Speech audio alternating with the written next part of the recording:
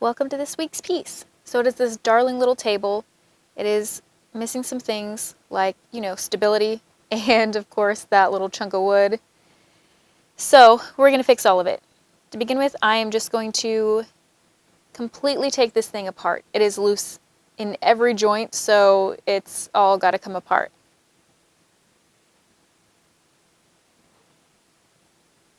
Now, every piece that you work on is going to be different. You just kind of have to assess what you have and go with it. You also want to make sure that you are labeling everything as you are taking it apart. That way you know that things are going to go back in the exact same spot that they came out of, because especially with these older pieces, they are kind of set in their ways. So each of these screws were a little bit different, and I want to make sure those screws go back into their exact same hole that they were in. So even the screws are getting labeled on this, and then every leg is labeled according to the section that it came out of. Like, everything gets labeled with tape, and it just comes right off. It's really easy to do. It takes just, a few extra minutes, but it's totally worth it in the end when you're not, ripping your hair out because you can't figure out where a piece goes, or because it's not fitting exactly right. So as I'm taking it apart, I'm also assessing any damage, and there's, a fair bit on this piece because it is pretty old. So I'm just going through, and like I said, every piece is going to be different. You just kind of have to go through and see what you're working with. You just take it apart slowly, and again, make sure it's all labeled, and you're going to be fine.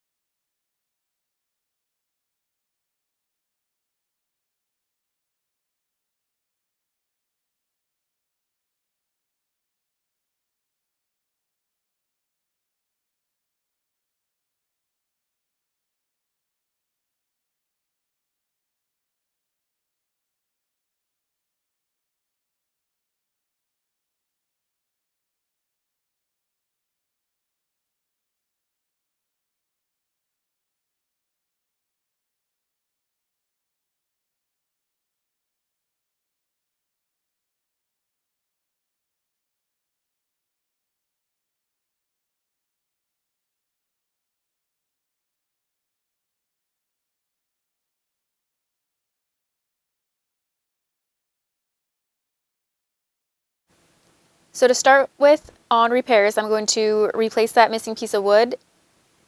I'm just using some hot glue, and I'm going to trace over the other side of it that has the mirrored piece, and I'm creating a mold with my hot glue. You can do this with Play-Doh, clay, whatever will hold the shape of something that you're doing, and then can also hold resin or whatever you want to fill it with. So once that is all dried on there, you can pop it off and see it holds its shape, and then any place that I see holes or anything in that, because it's hot glue, it's really not the best substance for this, but I don't want to use my amazing mold putty for this because it's more expensive, and I only use that for things that I know I'm going to use again, like appliques and things like that. This is a repair, so this thing's going to get tossed as soon as I'm finished with it. So I'm just taking my hot glue gun and filling in any gaps or holes in it so that my resin doesn't leak out everywhere, making sure that it's stable and, good to go. I'm just going to build up the ends with hot glue so that, of course, it doesn't leak out of either end.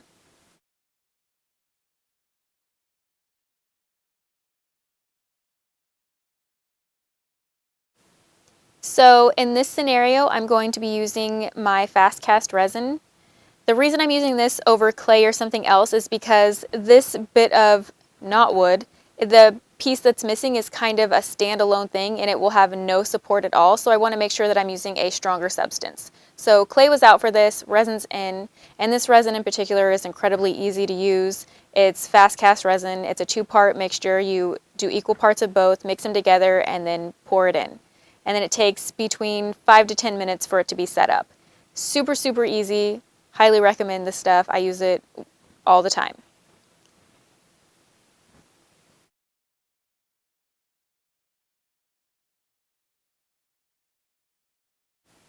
You'll kind of see it start turning white, and when the whole thing's white, that's about when it's finished, and it's still usually pretty pliable then.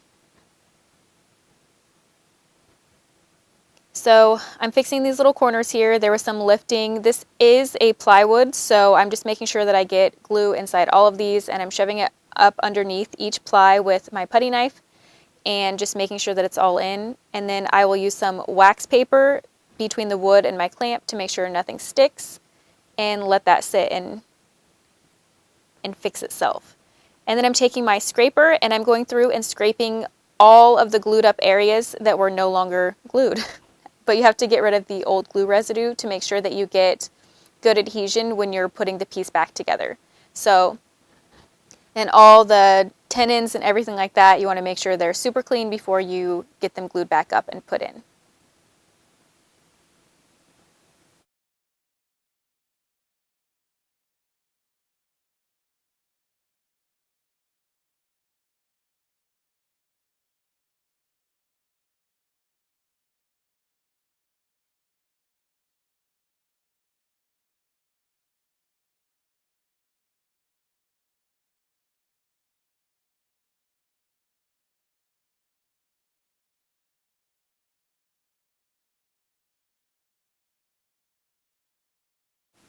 And then by the time I was done scraping everything clean, my mold was ready to be taken out, and it doesn't even matter about the glue. I'm just kind of breaking it off. I just want to be careful that I'm not bending the resin at all, and it's keeping its shape as I'm removing the glue.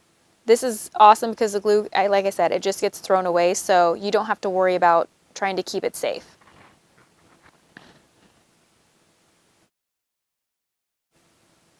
So once I get it out, I want to place it down, and I did it a little bit longer than what I needed so that I could fit it exactly to size. So I'm sanding it smooth.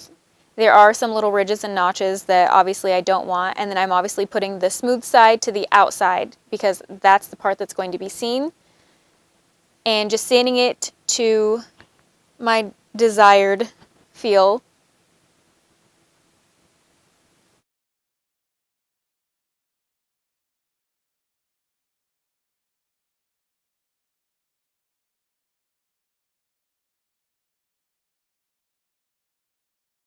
Now that I had the ends sanded smooth and everything how I wanted it, I'm just going to put it back on here and draw in my pencil lines where I want to cut the wood, because where it was broken was not a smooth edge.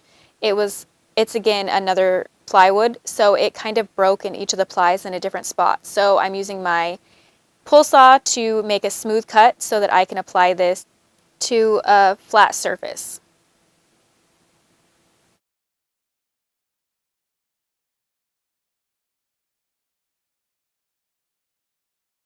And then it's just going to kind of be a back and forth action between the wood and the resin, getting it sanded, making sure that the fit is going to be right, and you just keep going until it's exactly how you want it.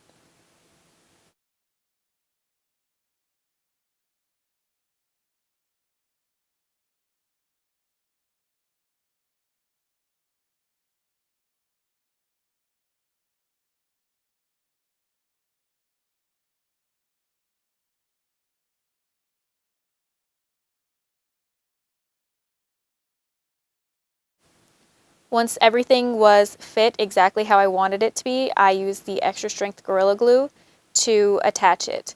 And I didn't need to clamp or tape this because it was such a snug fit that it just held itself in place, which was super awesome.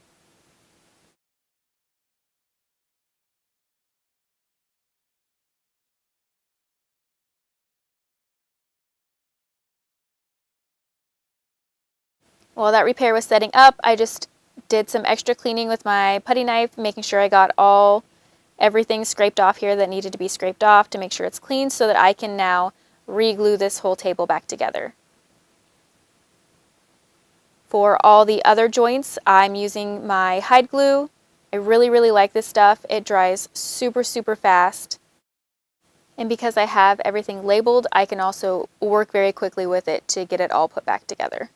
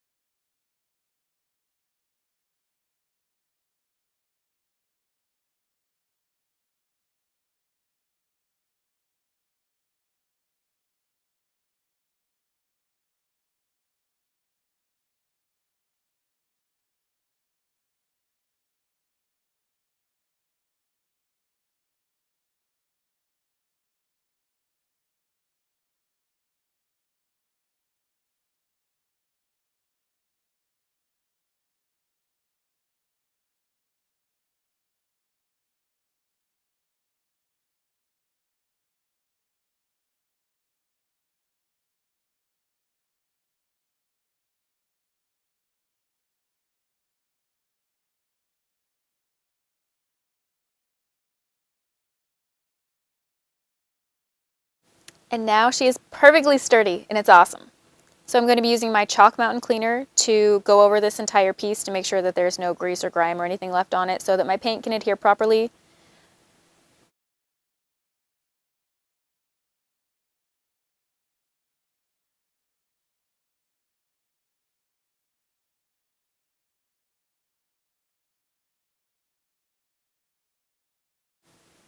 I'm going to be using the 123 primer. It's the gray color. It's the one that I always use.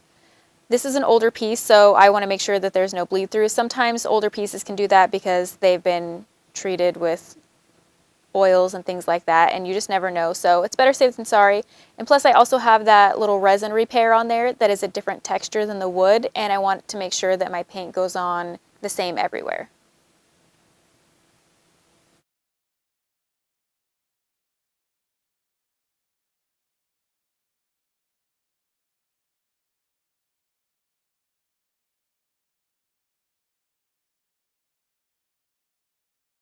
Now we're getting into the fun part. So I've got my Woodland Harbor, Plum, Rose Petal, and Light Khaki, and we're going to do a blend from dark to light from bottom to top. Now I'm starting this piece upside down because it has legs, and just legs are always easier to do upside down so you can see all the way around them without getting any shadows. Plus, this piece has all the little cutouts on the side in the wood that I want to make sure that I'm getting all the edges of those, and those are going to be hard to see when it's turned upright. So by doing this coat upside down first, I'm going to be able to see all of that. And then when I'm ready to do the top part of it, I'll be able to flip that right side up to make sure I'm not missing any parts on the bottom. So, you know, upside down's a win for things that are pretty leggy. So I'm starting with my Woodland Harbor. That goes into Plum. The Plum goes into Rose Petal, and Rose Petal goes into Light Khaki.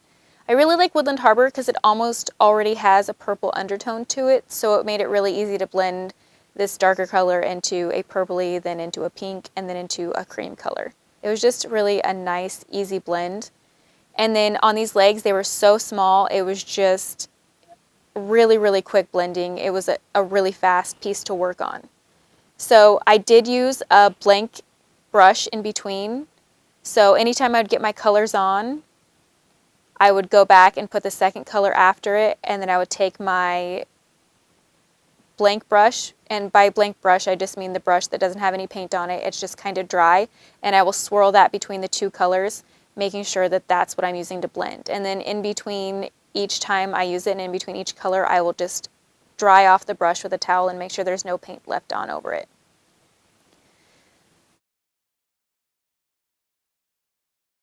Now in my painting my first coat, I noticed a drip, so I'm just taking a razor blade and cutting the drip off. That's just the fastest way I found to remove them. Right, I'm going to speed through this next part because you guys have seen me decoupage a ton, but I will link my decoupage video down below so that if you need to go back and do that, you can see how I print my decoupage papers and apply them. So I just applied this, and this is so simple and fun. You just find a black and white picture, print it out, and then you literally watercolor it in. It's so relaxing and calming just to sit there and play with paint. The only trick here is you have to make sure that it's sealed up really well with poly, and then you are using the most minimal amount of paint because you want a lot more water, because you want the black lines from the image to show through the paint so that you're not covering them up. Now, if you have a little accident and go a little too heavy-handed with the paint, you can wipe it back with a baby wipe or a wet rag or whatever you're using, and that will take it off and you can start again because you do, like I said, want a really thin paint to do this with. And then I did mix up some gold just to add a little something fun in there. But this Sleeping Beauty is a really old one from a really old book. You have to use old prints like this if you are going to be selling the piece because they have to be, I want to say, over 100 years past its point of copyright date or something like that. I can't exactly remember what it is, but do your research and make sure that you're using a print that you're allowed to use, or if you want to do one in your own home, that's awesome. And then the top, I just made sure that I added some extra clouds because I knew that was going to be an easier thing for me to paint in than the bottom.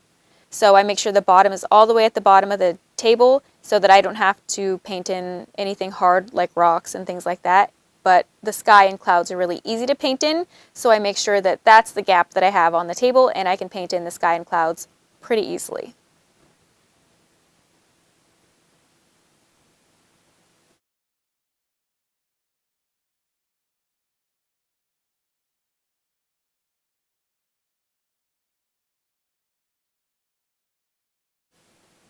So I'm going to seal this with poly again, just going back over it, a thin layer. The rest of the piece is going to be done in wax, but the tabletop needs to be done in poly because you're sealing that paint into the paper again, and you've already done poly on it. So you just want to make sure you get lots of layers on here because it is a decoupage, and you want to make sure if somebody's setting something down that it's protected. Now we're working on the second coat, and this is the coat where you perfect anything that you didn't like or that you maybe want to change from the first coat. So again, it's starting with the Woodland Harbor, and that's blending into the plum. And as you can see, I'm using my blank brush there in between the two colors and just softening out the line and making sure that there's no harsh lines between the two colors. And I will do that between every single color, and as you can see, I'm wiping it off and making sure that it will be clean for the next two colors to blend together.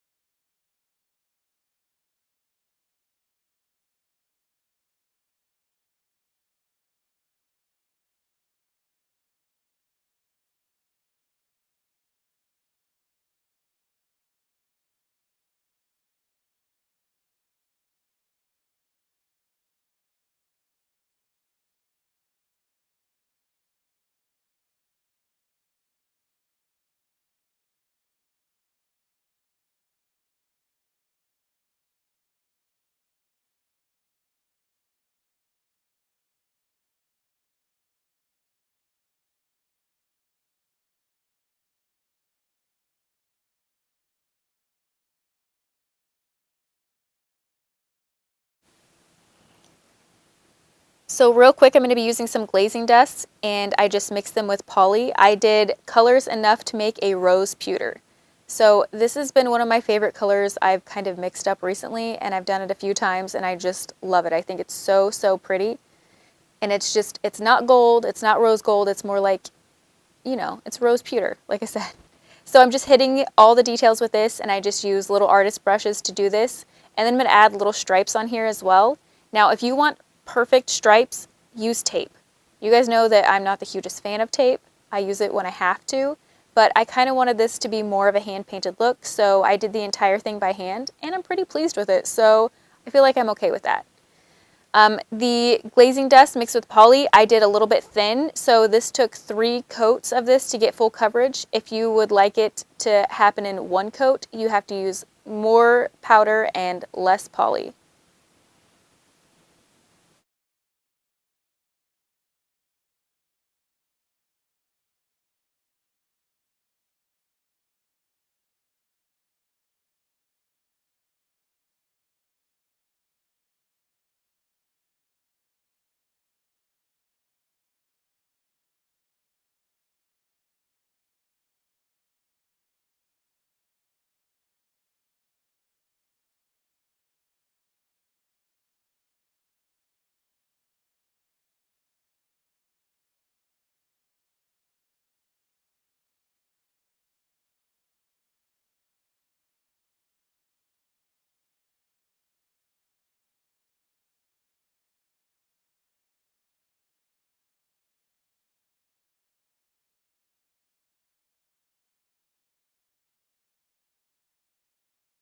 And then using the same glazing dust poly mixture, I'm just adding this stencil to the bottom shelf just to, jazz it up a little bit. This is the Jamie Ray Vintage stencil with the little bird toile, and I thought it was perfect for Snow White because, they always showed her with the little creatures and everything like that. So I just felt like it fit really well.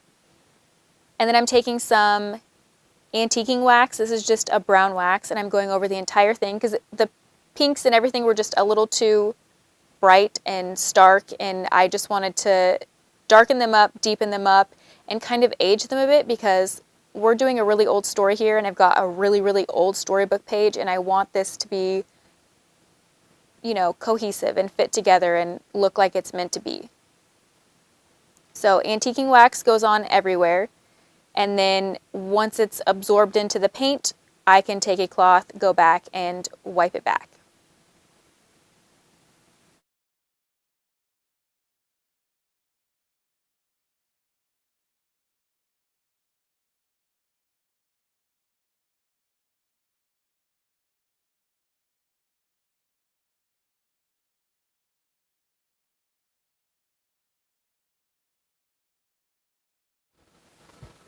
Oh hi, Taryn here with Elegant Upgrades, and we've got another piece.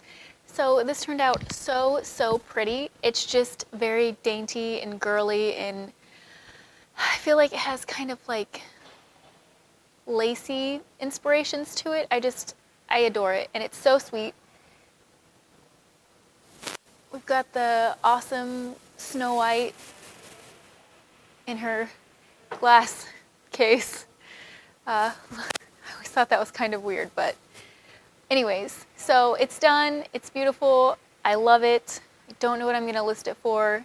I have no idea where I'm even going to list it at this time, but it's adorable. So quickly, I just want to say thank you guys so much. Things are just moving along so nicely. I am almost at 5,000, and I cannot thank you enough. For those of you who watch all the time and you haven't subscribed, please do so. It'll boost me up to the 5,000, and at 5,000 we're going to do a giveaway.